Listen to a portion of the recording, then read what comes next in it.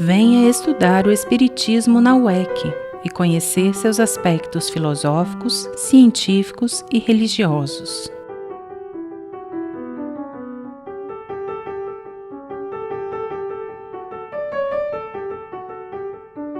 Aulas online, inscrições cursos.uec.org.br.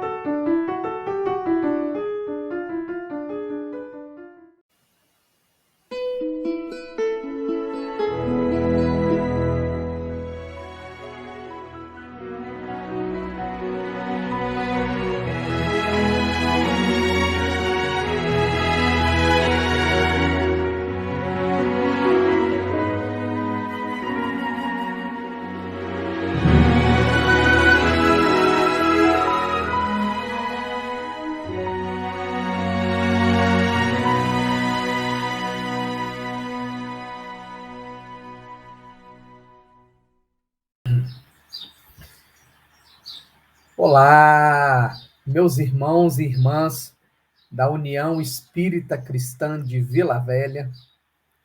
Que alegria, pela primeira vez, poder estar aqui com vocês e refletindo sobre esse tema junto a Jesus e Kardec.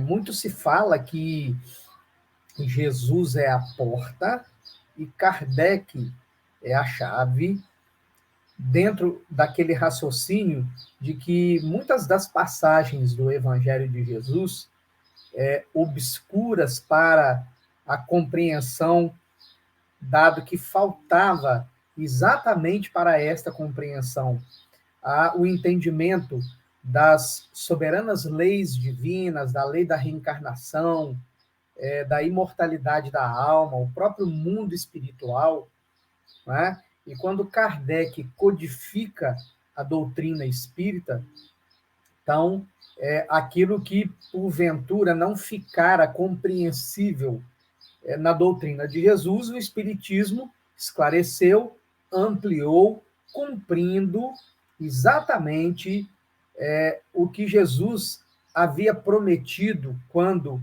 no quadro conhecido como Santa Ceia, quando Jesus se despedia dos seus discípulos e naquele momento de comunhão, de intimidade, né, Jesus ministrava-lhes as instruções finais. Jesus anuncia que no futuro ele pediria ao Pai e enviaria um outro Consolador, né, o Espírito de verdade que o mundo, naquele momento, não estava pronto para receber, mas que de futuro os verdadeiros discípulos de Jesus o reconheceriam, porque o Consolador prometido os faria recordar as palavras de Jesus e estabeleceria a verdade. Desde essa fala de Jesus, não é, nós temos os fatos históricos de que Jesus depois é preso, sofre todas as torturas e humilhações que ele mesmo havia anunciado no seu círculo de intimidade, junto com os discípulos, que ele sofreria, conforme ele prometera. Ele ressuscita no terceiro dia, quando aparece no domingo de Páscoa para Madalena, anunciando a imortalidade da alma, coroando o seu evangelho com a imortalidade da alma, demonstrando com este fato do domingo de Páscoa que todas as suas vivências nos 3 anos da sua vida pública, todos os fatos, todos os discursos, todos os feitos, todas as curas, não é? Na verdade, era para glorificar o espírito imortal, apontar o caminho para a imortalidade, apontar o caminho para a vida espiritual, apontar o caminho para a vida verdadeira. Mas Jesus também, na sua capacidade de penetrar o futuro, ele, obviamente, sabia o que fariam com a sua mensagem, né? E Emmanuel vai nos dizer que os 3 primeiros séculos após a partida de Jesus foram aqueles séculos onde o evangelho mais floresceu. Porque a partir do quarto século em diante, quando o Império Romano transforma o cristianismo na religião oficial, nós vamos ter o início dos concílios, não é? Vamos ter a fundamentação de dogmas e nós, então, conhecemos aquilo que a história nos retrata, não é? Modificações no texto, com interpretações particulares que objetivavam atender os interesses pessoais de quem estava no poder, seja esse poder religioso, político ou a união dos dois, não é? No século XI, nós vamos ter o início das cruzadas, e aí vejam, aquele que viera para falar do amor, para falar que ele viera trazer uma vida abundante, né? Que falava de amor, de tolerância, de compreensão, de caridade, e anunciava o tempo todo o reino da justiça, do amor e da caridade, que Jesus nomeou como sendo o reino de Deus ou o reino dos céus, né? É uma matança nas cruzadas em nome daquele que, diante da violência, ofereceu a outra face. Diante das trevas da ignorância, nos ofereceu a luz da imortalidade da alma. Não é? Então, Jesus tinha ciência de que a sua mensagem de libertação nas mãos dos homens imperfeitos, né, se transformaria numa mensagem de dominação para obtenção de vantagens terrenas, de vantagens financeiras, de vantagens políticas, de vantagens sociais e, por que não dizer, inclusive, de vantagens sexuais. Não é?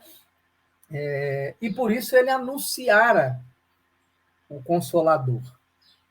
Então, é por isso que os espíritos vão dizer que um marco muito importante nesta historiografia é o dia 31 de março de 1848, naquele fenômeno que já é bastante conhecido dos espíritas, quando, na pequena Hydesville, na casa da família Fox, uma família de orientação religiosa metodista, tem-se ali o início da comunicação em massa dos espíritos, chamando a atenção da humanidade para o mundo espiritual, para a imortalidade da alma, para a reencarnação, né? Para Deus, a inteligência suprema, a causa primária de todas as coisas, para a pluralidade dos mundos habitados, enfim, para aquilo que os espíritos vão chamar, em O Evangelho segundo o Espiritismo, das verdades espirituais básicas, ou seja, a base da crença no universo. Não apenas no planeta Terra, mas a base da crença no universo.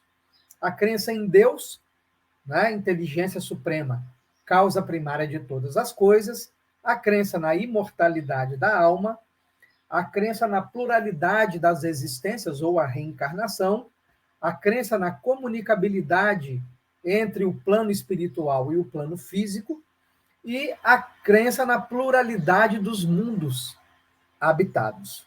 Né?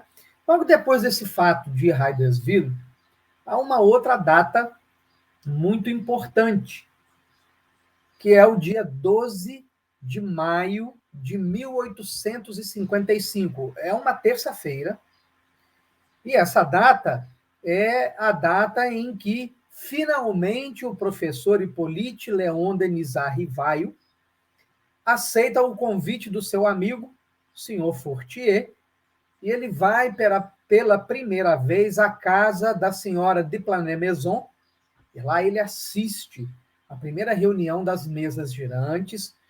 Então ele percebe que por trás daquele fenômeno de comunicação das mesas descortinava-se uma doutrina de cunho superior. Então ele vai se envolvendo, não é? Ele vai pesquisando naquele sistema que nós já conhecemos, em que ele manda perguntas, ele escreve cartas a vários núcleos que faziam essas pesquisas na Europa, não é? E, inclusive, nos Estados Unidos, ele manda as perguntas, recebe as respostas, ele as cataloga, ele as organiza, não é? Ele vê aquelas que,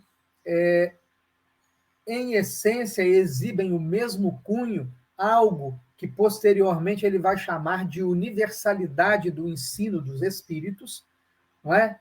E é então que, no dia 18 de abril de 1857, o Consolador prometido por Jesus está de volta.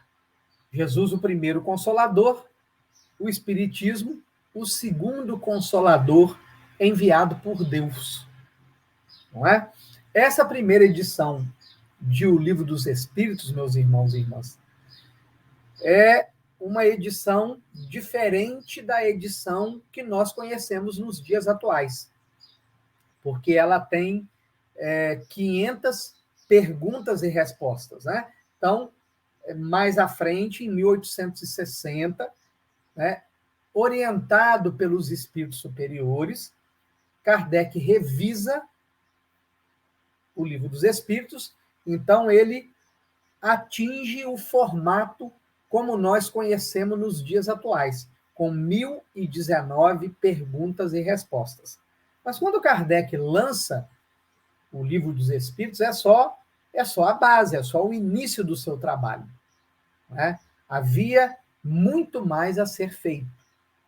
Então, ele continua nas suas pesquisas, ele continua enviando as perguntas para os núcleos onde acontece o fenômeno das mesas girantes, não é? E que gradativamente vai evoluindo, se desenvolvendo, não é? Até que os médiuns passam a atuar diretamente, e assim, no dia 15 de janeiro de 1861, Kardec lança o Livro dos Médiuns, não é?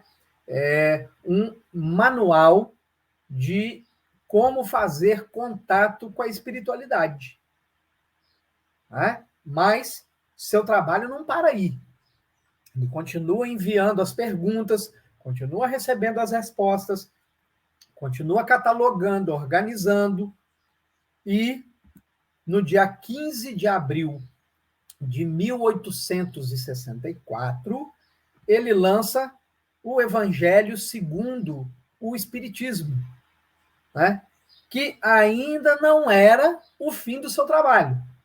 Ele continua mandando as perguntas para os núcleos de estudos na Europa, continua mandando, continua recebendo as respostas, continua catalogando, e no dia 1º de agosto de 1865, Kardec nos oferece O Céu e o Inferno, né? Um livro que ainda não é do conhecimento de todos os espíritas, mas é um livro que tem uma importância capital. A importância de nos mostrar, através das entrevistas que Kardec faz com os espíritos, a relação de causa e efeito entre a vida que nós vivemos aqui e o que vai se encontrar depois que passarmos pelo processo da morte do corpo físico, não é? Então, é um livro ainda pouco conhecido, mas que não coloca termo no trabalho de Kardec.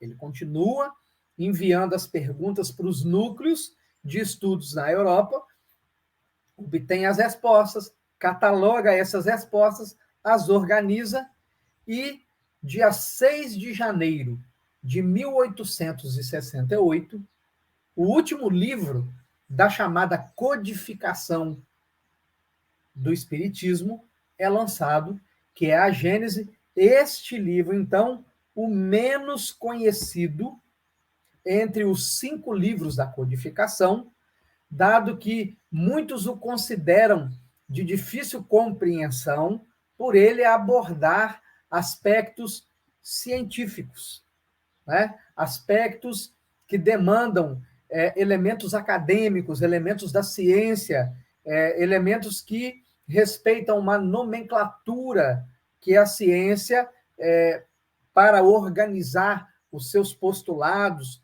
né, aquilo que ela gera como conhecimento, e nós, tendo pouco conhecimento, pouco trato com esses postulados acadêmicos, consideramos difícil e, portanto, poucos de nós têm lido e estudado esta obra.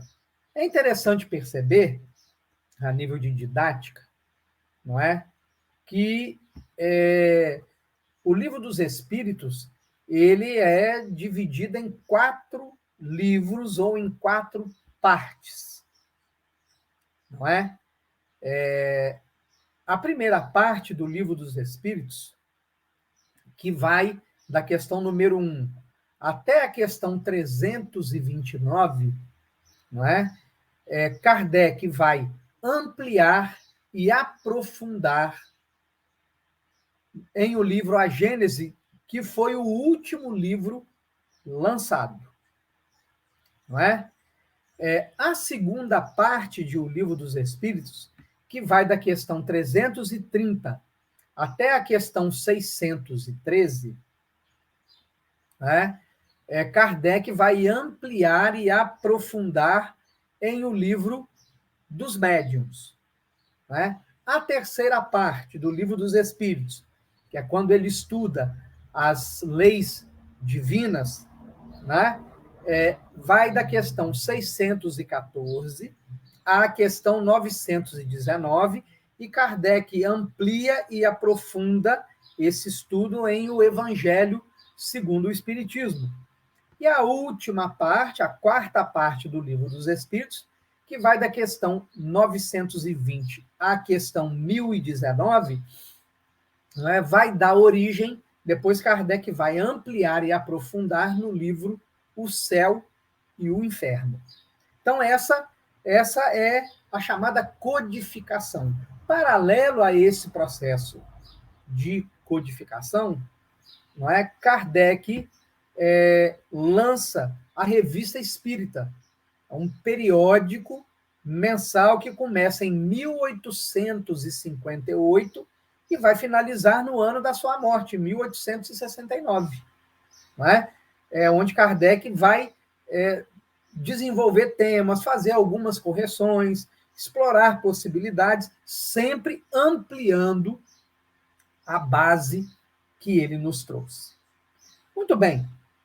Compreendido isso, a nossa proposta, a partir de agora, é uma proposta de nós entendermos pelo índice, né, a pedagogia, o pensamento que Kardec, inspirado pelos espíritos superiores, nos oferece. Se nós olharmos para o índice de O Livro dos Espíritos, nós vamos entender que existe um raciocínio. E entender este raciocínio nos facilita compreender o entendimento da própria obra.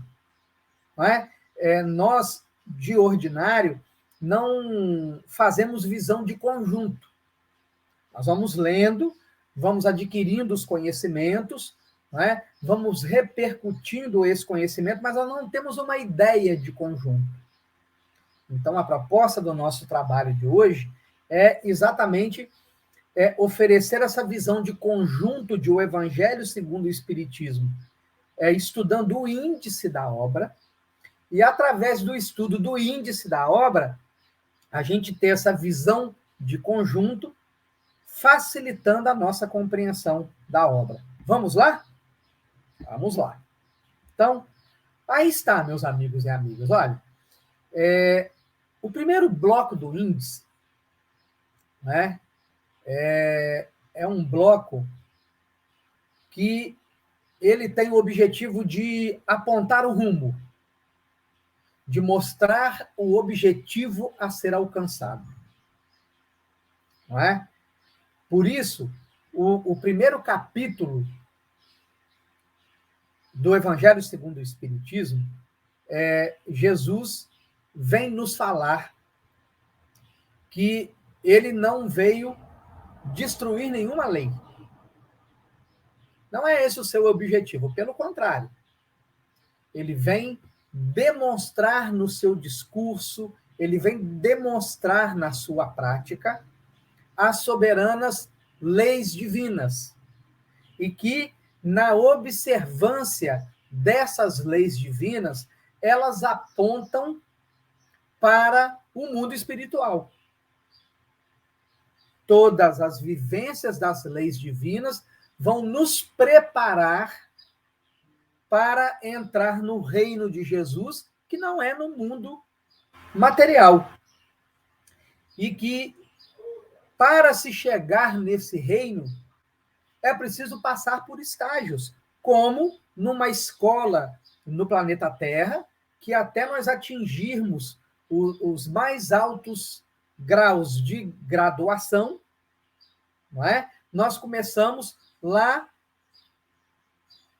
no que se chama de alfabetização, depois fazemos o ensino fundamental, depois fazemos o ensino médio, depois entramos na faculdade ou na universidade, atingindo esse patamar, e o desenvolvimento espirituais se dá, sim, nas muitas moradas da casa do Pai, até nós chegarmos ao nosso ponto definitivo, que é sermos puros espíritos e estarmos face a face com Deus, captando-lhes os pensamentos, né? Levando as suas ordens a todos os recantos do universo e velando para que essas ordens sejam cumpridas conforme os espíritos ensinaram para Kardec, no capítulo 11 da segunda parte de O Livro dos Espíritos, onde Kardec estuda, né, as atividades dos espíritos superiores. Mas que para nós chegarmos a essa condição de puros espíritos, nós precisamos passar pela fieira das reencarnações. Ninguém pode ver o reino de Deus se não nascer de novo. Não é? Então, esse é o primeiro bloco, que, como eu disse, ele é um indicador de rumos.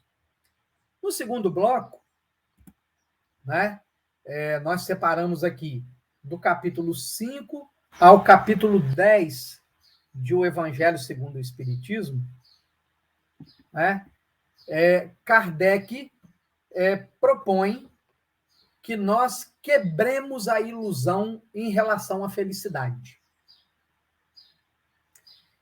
Por saber, obviamente, que muito apegados à matéria, porque nós estamos mais próximos do ponto de partida do que do ponto de chegada, é muito fácil nos iludir com os prazeres sensoriais. É muito fácil nos iludir, né, com os prazeres do ego. É muito fácil nos iludir com a comida. É muito fácil nos iludir com o dinheiro. É muito fácil nos iludir com a aparência. É muito fácil nos iludir na vaidade, no orgulho, no egoísmo.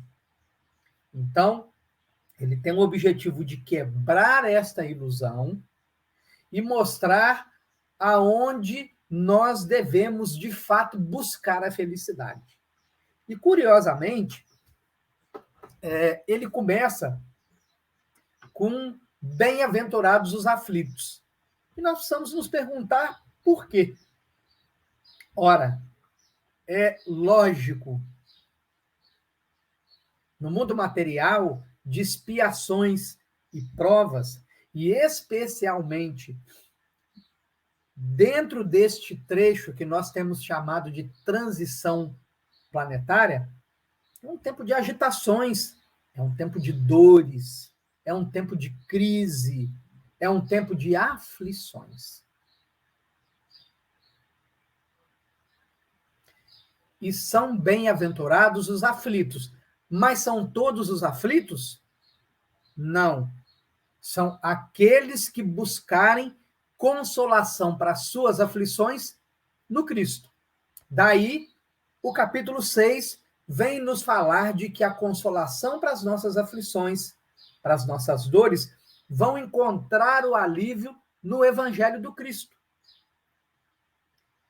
Na mudança emocional, na mudança psicológica, na mudança mental do homem velho para o homem novo, de Mamon para Deus, de César para Deus, compreendendo que Mamon, César, são símbolos do materialismo e Deus, obviamente, símbolo da espiritualidade, do amor, do bem. Então, não são todos os aflitos que vão encontrar consolo no Cristo. São aqueles que estão dispostos a se transformarem intelectual e moralmente. E que o primeiro passo dessa transformação é nos tornarmos humildes, o que ele vai trabalhar no capítulo 7, bem-aventurados os pobres de espírito. E é preciso ter a compreensão que, quando no Sermão da Montanha, Jesus estabelece como o primeiro degrau, como a primeira porta da bem-aventurança, a humildade, Jesus, como o pedagogo por excelência, o mestre por excelência, coloca a humildade no primeiro degrau a nos dizer: sem adquirir a humildade, não é possível adquirir as outras virtudes. A humildade vai facultar o coração livre dos vícios, livre das paixões, e este coração puro, um dia verá a Deus, o que ele vai nos ensinar no capítulo 8. Bem-aventurados os que têm puro o coração, porque verão a Deus. Uma vez que o indivíduo está no processo de se tornar humilde, está no processo de limpar o seu coração dos vícios e das paixões, consequentemente, ele vai se pacificando, ele vai se tornando brando, ele vai se tornando dócil, afável, o que ele vai estudar no capítulo 9, bem-aventurados os que são brandos e pacíficos. E uma vez que o indivíduo está no processo de se tornar humilde, que ele está limpando o seu coração de vícios e de paixões, colocando autodomínio nesses vícios e nessas paixões, e se transformando moralmente, que o indivíduo vai se tornando brando, pacífico, afável, dócil e, portanto, menos egoísta, ele começa a vibrar em misericórdia, né? Naqueles três aspectos: benevolência para com todos, indulgência para com as faltas alheias, perdão das ofensas, que Kardec estuda na questão 886 de O Livro dos Espíritos, quando ele pergunta qual é o verdadeiro sentido da palavra caridade, tal qual Jesus a entendia: benevolência para com todos, indulgência para com as faltas alheias, perdão das ofensas, o que Kardec vai estudar no capítulo 10, bem-aventurados os que são misericordiosos. Muito bem. No próximo bloco, nós vamos, que vai do capítulo 11 ao capítulo 15, Kardec vai nos mostrar como nós vamos penetrar nessas bem-aventuranças. E no capítulo 11, ele vai nos dizer que não é possível atingir as bem-aventuranças sem que a gente nos ame, para que possamos amar ao próximo. E não pode ser um amor qualquer. Não pode ser um amor de troca, um amor condicionado ao que quer que seja. Tem que ser como nós nos amamos. Mas que não basta amar a nós mesmos e amar os semelhantes. Esse amor, ele precisa contemplar a tudo e a todos, e por isso é necessário que nós também amemos os nossos inimigos, o que ele vai nos ensinar como fazer no capítulo 12, quando ele vai nos dizer que amar os inimigos, não é, em verdade, não é sentar com eles para tomar um café, não é acordar com eles do nosso lado, não é fazer uma viagem de lazer com eles do nosso lado. Mas é orar pelo bem deles, é vibrar com as suas conquistas, é não desejar o mal que muitas vezes eles desejam para nós. E que esse amor, ele é um amor que precisa ser feito pelo amor em si,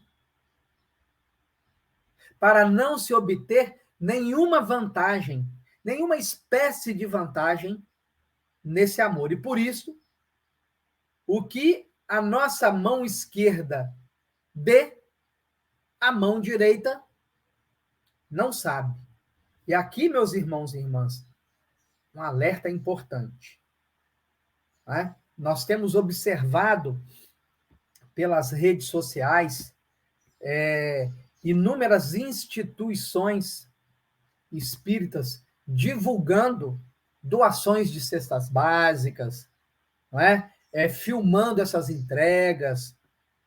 Nós nos questionamos se essas casas estão seguindo essa orientação de que a mão esquerda não precisa saber do que faz a mão direita. O argumento de muitas dessas instituições é que, fazendo assim, elas estão influenciando outras casas a fazerem o mesmo, mas é esta a intenção real? É esta a intenção profunda? É esta a intenção verdadeira? Ou a intenção, na verdade, é promover a instituição? Ou a intenção, na verdade, é se promover quando o indivíduo aparece lá, como sendo alguém que está fazendo a caridade? Não é? Mas veja, não basta nos amar. Não basta amar ao próximo. Não basta amar os nossos inimigos. Não basta fazer tudo isso de maneira silenciosa, sem alardes, sem publicidade, para que o nosso Pai Celestial, que está no silêncio, no oculto, conhecendo as nossas intenções, saiba do que nós estamos fazendo. É preciso não esquecer de honrar aqueles que nos facultaram a experiência da reencarnação. Então, honrar ao nosso pai e à nossa mãe, meus irmãos e irmãs, é reconhecer que dentro daquele processo de que ninguém pode ver o reino de Deus se não nascer de novo, aqueles que nos facultaram a oportunidade da reencarnação, nos cedendo o corpo físico, cuidando de nós nos primeiros passos na reencarnação, até nós atingirmos a condição de andarmos com as próprias pernas, eles precisam ter um lugar especial na nossa gratidão. Eles precisam ser vistos como aqueles sem os quais nós não estaríamos aqui. E nestes tempos de contraceptivos cada vez mais eficazes, cada vez mais eficientes, nesses tempos onde o planejamento familiar é estimulado, e não há nada de errado em se estimular o planejamento familiar, mas essencialmente nesses tempos onde o egoísmo, o prazer pessoal está sempre à frente das escolhas e das decisões, quando um casal decide conceber, é uma oportunidade ímpar, que necessita ser considerada na sua relevância justa.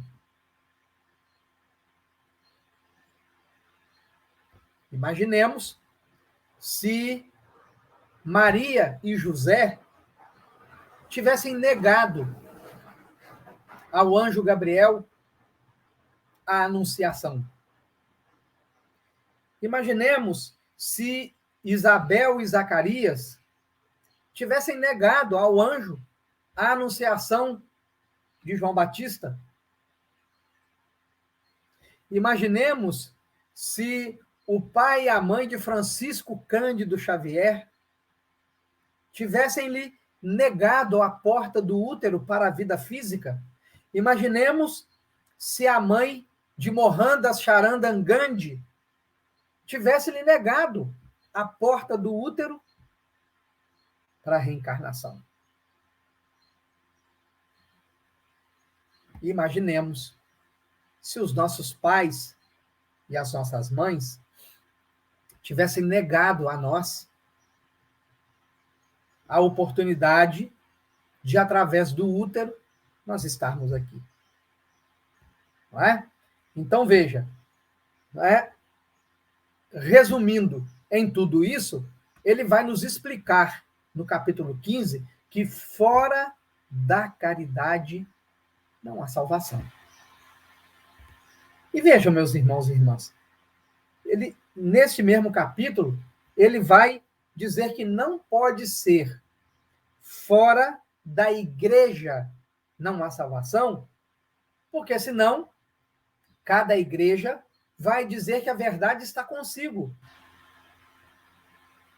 e que todas as outras estão condenadas à mentira.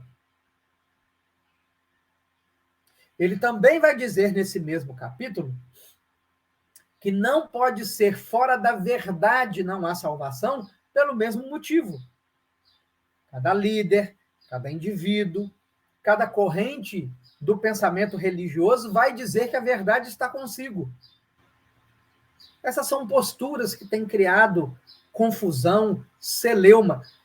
E é isto, meus amigos e amigas, que Kardec vai explicar na introdução do próprio Evangelho segundo o Espiritismo, quando ele diz que a vida de Jesus pode ser dividida em 5 partes. A primeira são os atos comuns da vida de Jesus. A segunda, os milagres e as predições. Os milagres. A terceira, as predições de Jesus. A quarta, as palavras que a igreja utilizou para fundamentar os seus dogmas. E a quinta parte, o ensinamento moral. Kardec vai dizer que das 4 primeiras existem confusões, porque nós pegamos as inúmeras traduções dos evangelhos e nós percebemos a interferência humana nessas traduções. E muitas vezes interferências maldosas. Vamos dar um exemplo aqui. Existe uma tradução de uma Bíblia, nós não vamos citar aqui o nome da corrente do pensamento religioso que essa Bíblia representa, porque não é o escopo, o objetivo, não é? Que naquela proibição no Deuteronômio que Moisés faz de se consultar os mortos, vai dizer que consultar os mortos e praticar espiritismo. E o espiritismo é uma palavra, é um neologismo que Allan Kardec cria quando ele codifica a doutrina espírita. Então, nós observamos que o tradutor ele teve o objetivo de criar um obstáculo para o espiritismo. Então, as 4 primeiras partes, elas são objetos de celeuma, de confusão. A última parte é unânime. É a parte moral. E o que a parte moral diz? Fora da caridade não há salvação. Ir à instituição religiosa é importante? Indiscutivelmente. Mas ir à instituição religiosa, seja ela qual for, não é o que se determina a salvação, porque a salvação é o estado emocional e psíquico de vibrar no bem.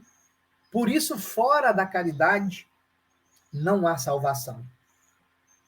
Então, independe de você frequentar uma instituição religiosa, independe de você se autodenominar cristão da Igreja Católica Apostólica Romana, independe de você se denominar cristão de qualquer corrente do pensamento evangélico, das igrejas reformadas, independe de você se autodeclarar espírita. Você pode ser ateu, praticar a caridade. Você pode não frequentar nenhuma instituição, praticar a caridade. Então, o bem pelo bem, eis a porta da salvação para todos nós. Do capítulo 16 ao capítulo 21, são alertas. Alertas importantes para que nós não repitamos erros do passado. Não é? E como seres que estão submetidos ao processo da reencarnação, o nosso inconsciente está farto, abundante de vivências equivocadas do passado. Então, o primeiro alerta que Kardec vai nos deixar é que nós não podemos servir a Deus e a Mamon. É água e óleo, meus irmãos e irmãs. Não se mistura. A proposta aqui não é o culto superficial, exterior, como nós fizemos em muitos séculos de vivências no clero. A proposta aqui é que nós façamos uma escolha. E esta escolha, ela precisa ser por Deus. De maneira que nós sejamos perfeitos, o que ele vai estudar no capítulo 17. Quando ele estuda o homem de bem, quando ele estuda o verdadeiro espírito, o bom espírita, quando ele vai explicar que esta perfeição, ela é relativa à criatura, porque nunca existirá alguém perfeito como Deus, porque não é possível que existam dois deuses. É só um, ele é único, é um dos seus atributos. Não é? E nos faz outro alerta. São muitos os chamados, mas poucos os que vão entrar pela porta estreita do autodomínio das suas más inclinações. São poucos os que vão entrar na porta estreita do bom combate, daquela luta que Paulo vai falar na Epístola aos Romanos, no capítulo 7, da lei da matéria contra a lei do espírito, digladiando dentro do ser. Quando ele diz que ele, o homem interior dele, se compraz na lei do espírito. Mas a lei da matéria o puxa para os vícios e para as paixões, de maneira que o bem que ele quer fazer, ele não consegue, e o mal que ele não quer fazer, ele faz. Então, a oportunidade é para todos. O chamado para o reino de Deus é para todos. Mas são poucos os escolhidos. E estes poucos escolhidos são aqueles que compreendem e vivem a fé raciocinada. E nós temos cometido um equívoco, né? Estudamos esse capítulo 19 e não compreendemos que fé não é só raciocínio. Basta que nós olhemos para a experiência de Abraão com Iavé dos exércitos e nós vamos compreender que a fé não é só raciocínio. Iavé, estabelecendo um relacionamento com Abraão, propõe que Abraão se mude do lugar onde está para um outro lugar. E Abraão obedece. No trajeto, Abraão está parado, acampado. Iavé lhe diz para ele sair da barraca e olhar para o céu. Ele diz: você consegue contar as estrelas que estão aí no céu? A sua descendência será maior do que as estrelas que estão no céu. E Abraão questiona Yahvé dos exércitos.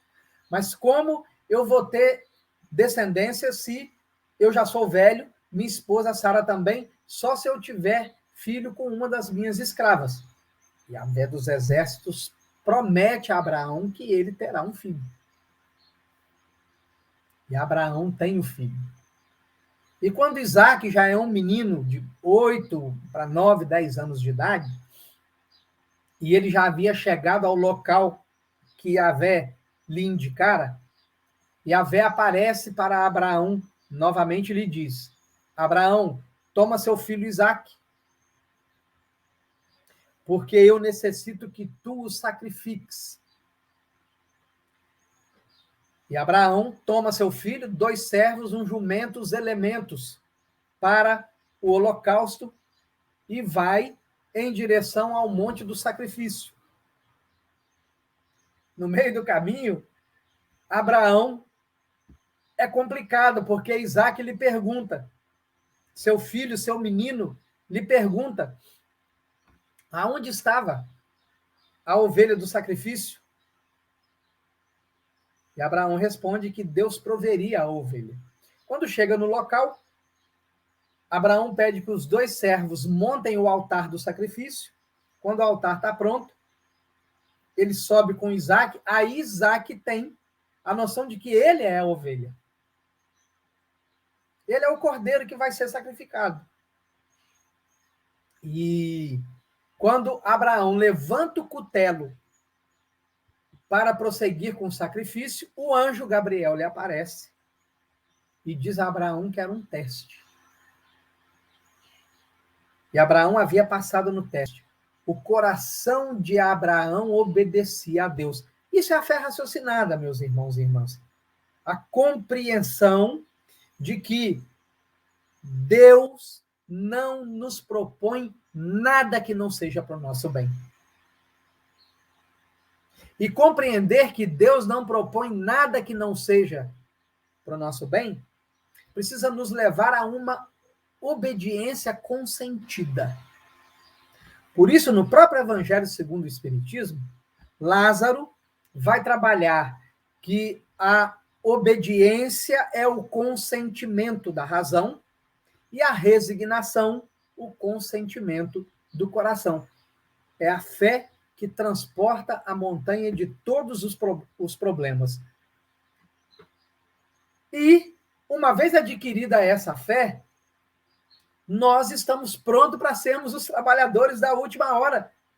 E nós estamos aqui, os espíritas, trabalhadores da última hora, em plena transição planetária, para testemunhar o Evangelho de Jesus. Mas um último alerta: cuidado. Haverão falsos cristos e falsos profetas, tanto da parte física da vida, quanto da parte espiritual da vida. E nós temos visto inúmeros companheiros de ideal seguindo oradores, seguindo médiuns, seguindo escritores, deslumbrados com esses trabalhadores que, óbvio, têm os seus valores. Mas seguir, meu irmão, meus irmãos e irmãs, como modelo e guia, é um só. Na questão 625, Kardec interroga: qual é o tipo mais perfeito que Deus nos ofereceu como modelo e guia? Vede Jesus. É só Jesus.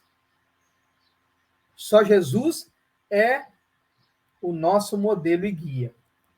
E para finalizar, no último bloco, que vai do capítulo 22 ao capítulo 28, né, as orientações finais. No capítulo 22, não separeis o que Deus juntou. Um alerta para que as nossas uniões sejam feitas essencialmente pelo amor, sem nenhum outro interesse. porque as uniões assim concebidas permanecerão, serão eternas. Não é?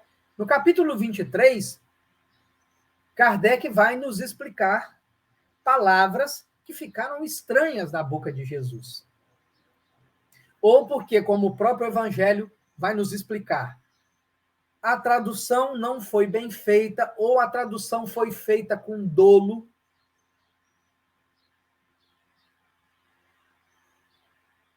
Dado que a prática de Jesus não pode contradizer os seus discursos.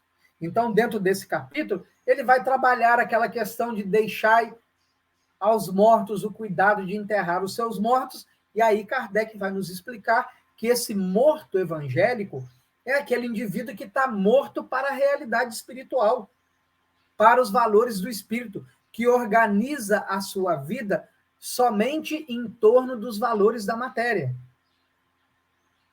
No capítulo 24, ele vai nos ensinar que nós precisamos despertar, pegar os ensinamentos da doutrina espírita e do evangelho e com eles iluminar as nossas escolhas, iluminar os nossos hábitos, iluminar o nosso discurso, iluminar o nosso sentir, porque a luz da candeia não pode estar debaixo do alqueire. Nós não podemos usar o evangelho só para o nosso bem-estar. A partir do nosso bem-estar, o evangelho precisa se tornar público a convidar aqueles que convivem conosco para penetrarem no mesmo bem-estar íntimo que nós vivenciamos. E que todo aquele que busca, encontra. Todo aquele que bate, a porta abre. Todo aquele que pede, obtém. Então, no capítulo 25, Kardec vai nos dizer que quando as nossas buscas são sinceras, profundas, demandas do nosso espírito, nós vamos, mais cedo ou mais tarde, encontrar o que nós estamos buscando. E no capítulo 26, não é? Como orientação final, tudo aquilo que não é recurso nosso, foi recurso que a vida nos dotou, precisa ser compartilhado gratuitamente. No capítulo 27, pedir pelo viés do espírito que nós somos, e não do ego temporário, transitório. E quando esse pedido é profundo, profundo no sentido de que ele emana do nosso espírito, ele emana das nossas necessidades reais e não das necessidades transitórias, nós seremos atendidos. Na medida em que este pedido é justo aos olhos de Deus. E, finalmente, nós chegamos ao capítulo 28, na coletânea de preces espíritas. E por que Kardec termina o Evangelho numa coletânea de preces espíritas? Nós vamos começar a compreender isso quando nós estudamos as leis morais. E estudamos a primeira lei no capítulo 2 da terceira parte, lei de adoração. Lá na lei de adoração, está dito que a prece aproxima o homem de Deus. Vejam bem, meus irmãos e irmãs. Em verdade, a maneira como nós oramos reflete a forma como nós vivemos a religião. Significa que se a nossa prática de religião é superficial, as nossas orações também serão superficiais. Significa que se a nossa prática de religião é profunda, ela busca essa mudança, essa transformação moral, a nossa oração vai refletir a nossa prática, a nossa vivência. Não é? Então, meus irmãos e irmãs, nós compreendemos aí, no estudo do índice, não é, como Allan Kardec estabeleceu um raciocínio, uma diretriz nos dando uma visão ampla de conjunto daquilo que está na obra, facilitando dessa forma o nosso aprendizado. Eu me dei conta agora de que eu comecei o estudo sem fazer a oração inicial, peço perdão por isso, né? Mas não vou me esquecer da oração final. Então, vamos elevar o nosso pensamento, vamos buscar em Jesus e na espiritualidade superior a fonte das energias benfazejas, a nos envolver a todos neste momento, traduzindo-se em serenidade, bem-estar e paz no nosso mundo interior, fortalecendo-nos para os desafios dos tempos da transição, para o bom combate nesta luta intensa do homem velho e do homem novo que acontece dentro de nós. De maneira que, ao final, Senhor Jesus, tendo nos utilizado do sol do Evangelho, o homem velho encontre-se derrotado dentro de nós, sem forças. E o homem novo, luminoso, radiante, robustecido pelas práticas no bem, pelos bons pensamentos,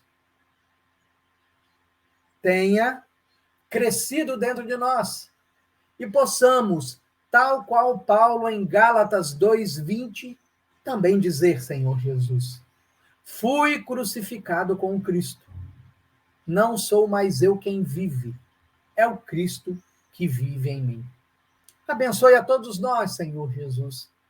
Sejas conosco, hoje e sempre, que assim seja, graças a Deus. Forte abraço a todos.